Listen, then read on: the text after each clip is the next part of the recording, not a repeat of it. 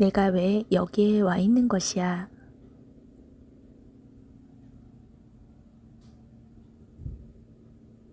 이런 댓글을 다신 분이 있었다. 그렇게 완벽하시니 천국 들어가시겠네요. 필자가 완벽해서 이런 포스팅을 하는 것으로 오해하는 것 같다. 포스트 내용은 필자가 완벽한 것을 쓴 것이 아니라 그렇게 살아가기 위해 글을 쓰는 것이다.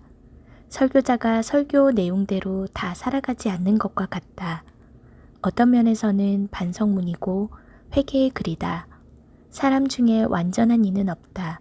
좀 더 앞서거니 뒤서거니 할 뿐이다. 먼저 된 자가 나중되고 나중된 자가 먼저 될 수 있다. 우리는 모두 인생의 경주장에 나온 선수들과도 같다. 선수들은 좋은 성적을 내기 위해 매일 고단한 연습을 쉬지 않는다. 포스트는 100% 완전하지 않으며 진리도 아니고 다양한 수준의 독자들의 생각과 다를 수 있다. 그럼에도 블로그를 왜 운영하는가? 영적 자극을 주기 위함이다. 필자가 이만큼 살아오면서 느낀 것 중 하나는 천국 가는 길이 결코 단순하거나 쉬운 길이 아니라는 사실 하나다. 주님께서 말씀하신 대로 좁은 길이고 수많은 덫과 함정과 미혹이 있다. 정신을 바짝 차리고 가야 겨우 갈 수 있다. 물론 이에 대한 생각도 사람마다 다를 수 있다. 하지만 우리가 주님의 도우심을 구하며 살아갈 때 우리를 고아처럼 버려두지 않으시고 눈동자같이 지키신다는 사실이다. 어느 대형교회 목사님이 죽어 도착해보니 바깥 어두운 곳이라는 사실에 경악했다. 천국에서 한 자리 차지할 것으로 생각했는데 너무 충격이 컸다. 그분은 이렇게 소리치고 있었다고 한다. 내가 왜 여기에 와 있는 것이야? 목사님은 하나님의 영광을 가로챈 죄가 크다고 한다. 사실 여부를 확인할 수는 없지만 우리에게 주는 교훈은 심각하다. 저명한 목사님도 그럴 정도라면 우리는 얼마나 더 정신 차려서 철로 역정의 길을 가야 하겠는가. 하나님께서는 신자들에게 성경 66권을 주셨다. 66권 중에 버려야 할 책이나 유익하지 않은 책은 한 권도 없다.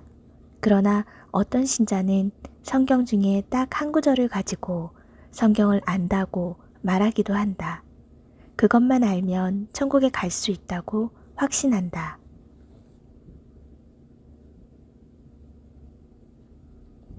성경은 지혜로운 자들이 깨닫고 천국에 갈 수 있도록 올바른 길을 찾아갈 수 있도록 다양한 저자들이 다양한 관점과 스펙트럼으로 기록했다. 신앙에는 동전의 양면처럼 주님의 입에서 나오는 날선 양날처럼 양면성을 모두 고려해야 한다. 우리의 의가 바리새인보다 더 나아야 하지만 자기 의로 교만해서는 안 된다. 우리는 믿음으로 구원을 받지만 행함이 없는 죽은 믿음은 구원에서 배제된다. 우리는 세상의 빛이 되어 동네를 밝혀야 하지만 선행과 구제는 은밀하게 해야 한다. 우리는 하나님의 은혜로 살아가지만 값싼 은혜로 여기면 위선자가 된다. 신자는 담대해야 하지만 교만해서는 안 되고 겸손해야 하지만 무기력해서는 안 된다. 우리는 범사의 사랑으로 행해야 하지만 각종 죄까지 허용해서는 안 된다. 우리는 선과 악을 구별해야 하지만 사람을 판단하는 도구로 사용해서는 안 된다. 우리는 공의롭고 정의로워야 하지만 사랑과 긍휼에 기반해야 한다. 신자는 순결해야 하지만 미련해서는 안 되고 지혜로워야 하지만 불결해지면 안 된다. 하나님의 사역에 충성해야 하지만 불법이나 비도덕적으로 해서는 안 된다. 우리는 주님의 강림을 위해 깨어 준비해야 하지만 날짜에 집착하면 실망에 빠질 것이다.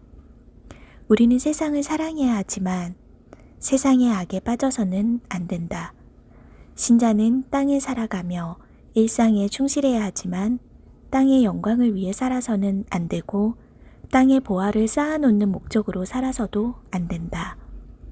신자는 율법 조항을 행할 의무는 없지만 하나님의 말씀에 순종하지 않으면 직무태만이 된다. 필자가 학생 시절 부흥회에 오신 강사 목사님은 성경을 700에서 800회 통독하신 분이었다. 신구약 성경을 줄줄 암기할 정도였지만 그래도 성경을 이제 조금 아는 정도라 말했던 것을 기억한다. 성경 한두 번 읽고 악플을 다는 사람들도 있다.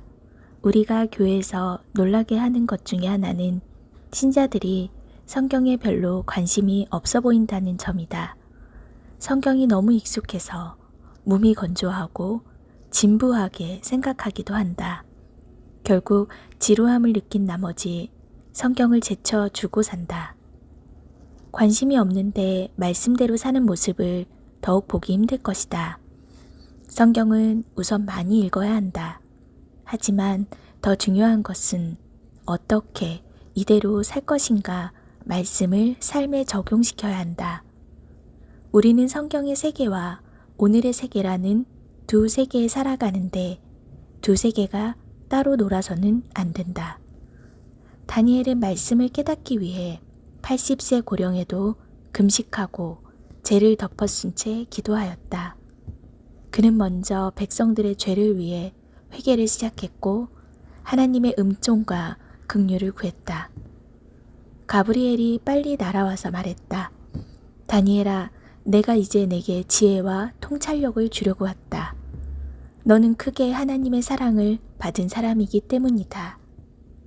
사탄은 악인들에게 땅의 보물을 주어 땅에 안주하게 만든다. 사람들은 그가 복을 받았다고 말하지만 진정한 복이란 무엇인가? 하나님의 뜻을 알고 하나님의 사랑을 받으며 그의 나라와 그의 의를 위해 사는 것이다. 이것을 알아도 그렇게 살기란 쉽지 않다. 그래서 우리는 서로를 격려하고 영적 자극이 필요한 것이다. 필자가 지루하게 보이는 성경에 대한 포스팅을 자주 하는 이유도 하나님의 말씀이 우리 일상에서 생명력 있게 나타나기를 바라기 때문이다.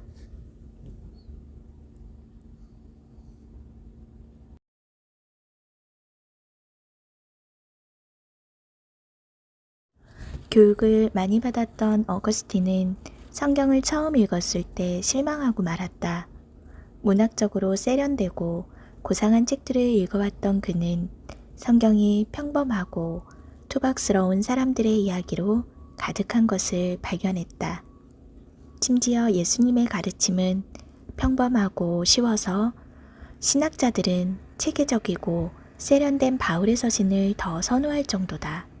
그러나 어거스틴은 세월이 흐른 뒤에 왜 성경이 평범하게 기록되었는지를 깨닫고 가장 영향력 있는 성경 교사 중에 하나가 되었다.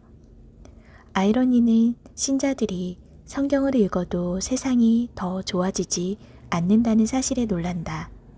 성경을 읽는 것과 말씀대로 사는 삶이 연관되어 있어야 한다.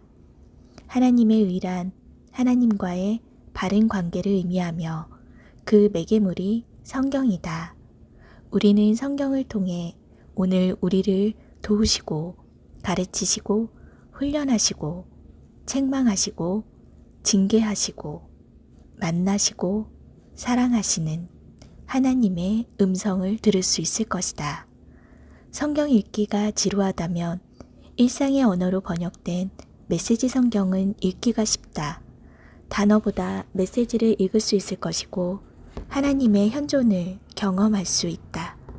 성경이 지시한 대로 따라가다 보면 우리는 틀림없이 목적지에 도착할 것이다. 무한한 성경의 세계를 경험하십시오.